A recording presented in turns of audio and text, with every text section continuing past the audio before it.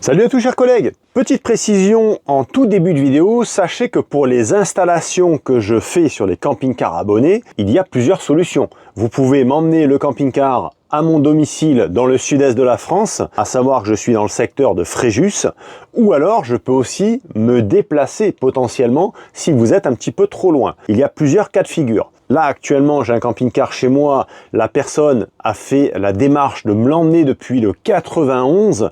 Mais là, c'est un véhicule, on a beaucoup de travail dessus. Après, en fonction d'eux, je peux aussi me déplacer. Très prochainement, je vais me déplacer au milieu de la France. On va faire moite-moite avec l'abonné. Donc, on se retrouve sur une aire de camping-car pour effectuer les travaux. Et une fois que c'est terminé, chacun repart chez lui. Donc, ça peut être aussi une solution. Je vous dis ça parce que certains, des fois, trouvent que la distance peut être un petit peu loin. C'est sûr que si vous avez 800 bornes pour venir et finalement on fait moite-moite 400 chacun, des fois ça arrange pas mal de monde.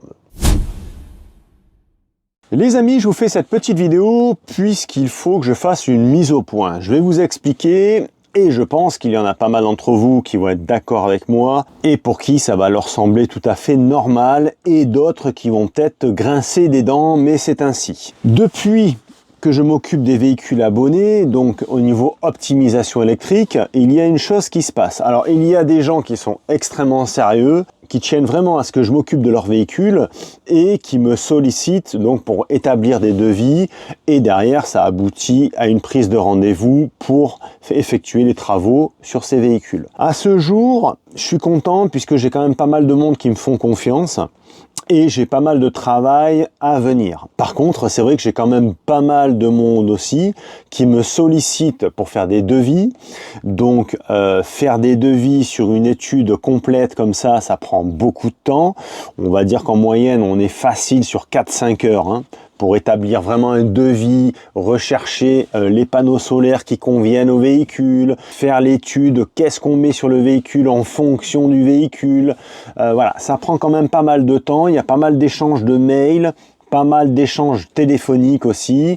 Parfois, je me déplace à domicile, ça m'est arrivé de me déplacer pour faire des devis et à l'arrivée, ça n'aboutit à rien, donc perte de temps encore une fois et je suis un peu trop confronté à ce genre de problème.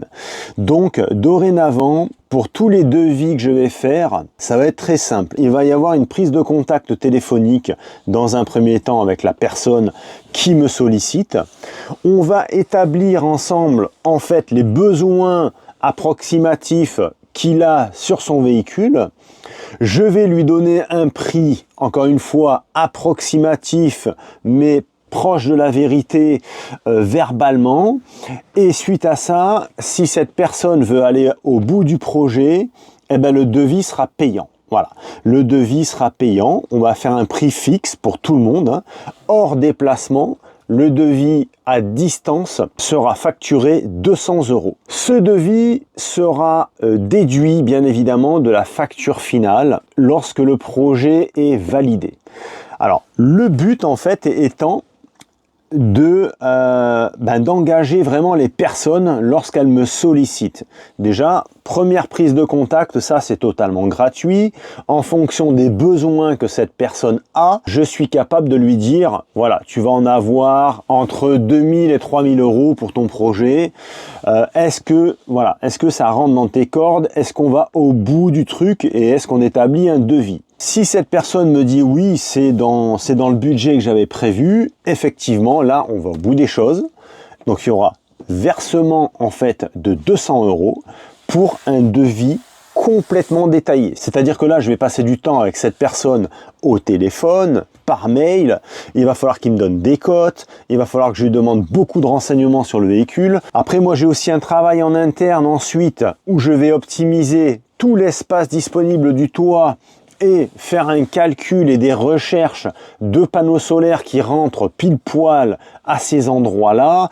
Voilà, il y a quand même pas mal de travail. La petite conclusion de tout ça, c'est que j'ai beaucoup de monde qui me demande des devis et ça n'aboutit à rien. Par contre, c'est vrai que ces personnes, une fois qu'elles ont les devis en main, elles ont exactement toutes les références de ce qu'il faut acheter pour optimiser leur véhicule. Je pense que vous voyez où je veux en venir. Donc moi, j'ai du travail derrière, totalement gratuit et bénévole, on va dire. J'établis un devis, je donne toutes les références en fait de ce qu'il faut acheter, puisque forcément sur un devis, je suis obligé d'être le plus clair possible pour que la personne sache ce qu'elle paye. Donc forcément, ça va de la référence d'une batterie, la référence d'une station d'énergie, jusqu'à la section de câble et pourquoi elle va servir cette section de câble.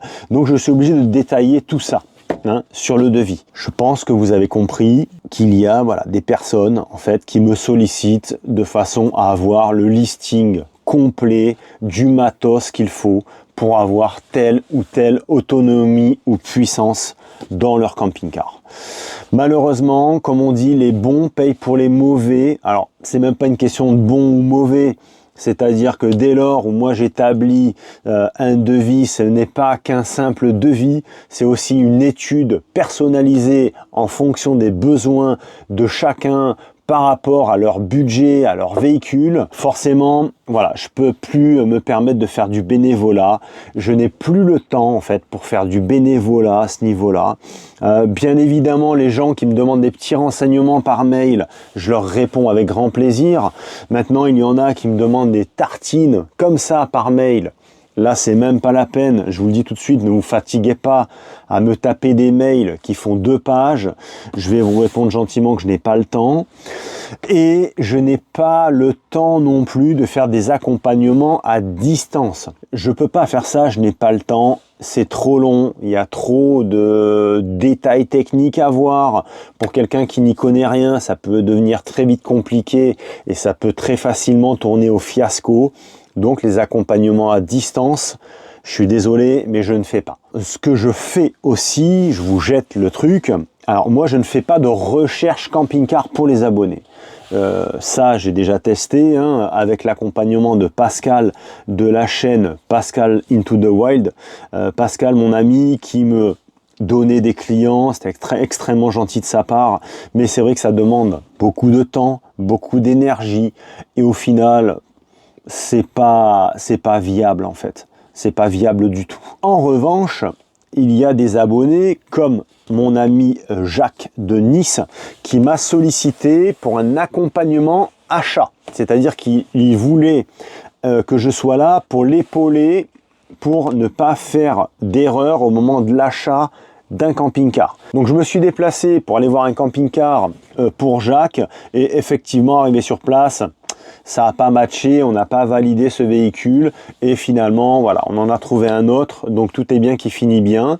Donc ce genre de choses je peux faire de différentes manières, je peux me déplacer sur place, je peux aussi faire de l'accompagnement en visio, ça c'est tout à fait possible. Mais bref, le sujet principal c'était surtout de vous expliquer que dorénavant les devis seront payants. Une première étude par téléphone, ce sera totalement gratuit. La personne qui m'appelle et qui me dit voilà, moi je veux avoir de l'autonomie, j'ai telle et telle consommation à bord, qu'est-ce qu'on peut mettre? Moi je vais lui projeter des idées en lui donnant des semblants de solutions et surtout en lui donnant un tarif au bout. Et si ça rentre dans les cordes, là, le devis sera payant et déduit de la facture finale une fois qu'on valide le devis. Voilà chers amis, j'espère que vous comprendrez. Je pense qu'il y en a beaucoup qui vont comprendre. Ceux qui comprennent pas, je pense que quelque part, c'est qu'ils étaient dans la catégorie de personnes qui voulaient me solliciter pour des devis par simple curiosité. Mais bon voilà, moi j'ai pas le temps de m'occuper des curieux. Les curieux, alors ceux qui veulent avoir une idée de prix, aucun problème. Ils me contactent par mail à l'adresse manurevacampingcar@gmail.com. Première prise de contact par téléphone, on en discute. Je vais lui donner un premier jet en termes de budget. Je vais donner plutôt une fourchette haute. Comme ça, il n'y aura pas de surprise sur le devis final. Mais au moins, voilà, ce ne sera pas de la simple curiosité. Ce sera vraiment des gens qui ont une réelle envie d'optimiser leur véhicule. Et moi, ça m'évitera de travailler bénévolement. Et ça, je pense que tout le monde peut le comprendre. Donc, chers amis, si vous n'êtes pas encore abonné à cette petite chaîne YouTube, allez-y, puisqu'arrivé aux 20 000 abonnés, on va faire une big tombola avec de nombreux lots à gagner. N'hésitez pas également à me dire dans les commentaires qu'est-ce que vous pensez de ce que je viens de vous énoncer à travers cette vidéo. Et n'oubliez pas de mettre les petits pouces, c'est important aussi pour les algorithmes YouTube. Je vous remercie les amis, on se retrouve très rapidement pour une prochaine vidéo. Ciao!